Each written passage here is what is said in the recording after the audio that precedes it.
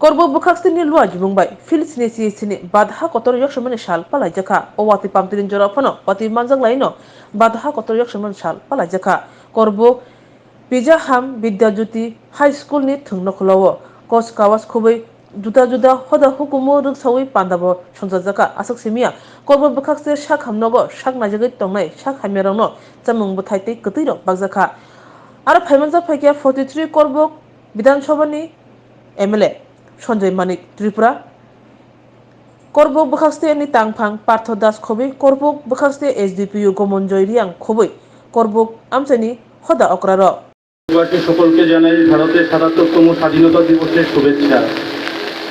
পরাধীনতার শৃঙ্খল থেকে মুক্তি পাওয়ার দিনটিতে উদযাপন করতে আজ আমরা সবাই এখানে মিলিত হয়েছি। আজ 15ই আগস্ট অর্থাৎ আমাদের দেশের স্বাধীনতা দিবস। স্বাধীনতা দিবস মানে প্রত্যেকটি ভারতবাসীর কাছে অত্যন্ত গর্বের ও আবেগের একটা দিন।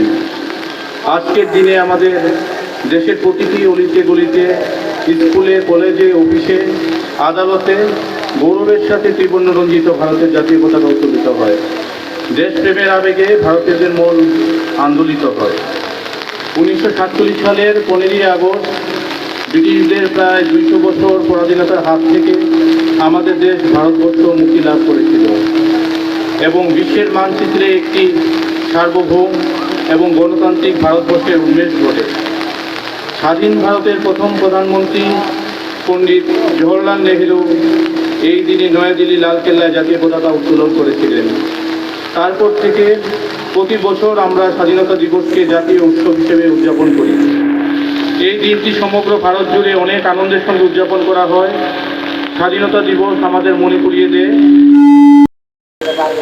সেই সঙ্গে আমি আমার করবুক মহকুমার সমস্ত নাগরিকবৃন্দের কাছে শুধু একটা কথাই বলবো যে সমস্ত বীর সন্তানগণ তাদের প্রতিটি রক্তবিন্দুর বিনিময়ে আমাদেরকে স্বাধীনতা এনে দিয়েছেন, তাদেরকে যেন আমরা কোনোদিন ভুলে না যাই এবং মন থেকে সমস্ত গ্লানি হিংসা ভুলে গিয়ে জাতি ধর্ম বর্ণ নির্বিশেষে তাদের দেওয়া বাণী ও পথ অনুসরণ করে আমরা চলতে পারি।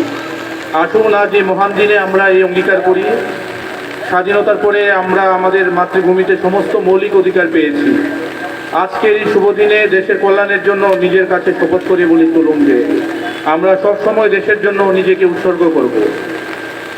ভারতের স্বাধীনতা অর্জন ব্রিটিশ শাসন থেকে ছিনিয়ে নেওয়া এত সহজ ছিল না।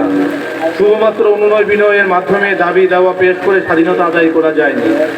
তার জন্য দীর্ঘ 190 বছর ধরে বহু রক্ত ঝরেছে। দেশ জুড়ে দেশের উপর ব্রিটিশ শাসকদের শোষণের নাগপাশ যখন তীব্র থেকে তীব্রতর হয়েছে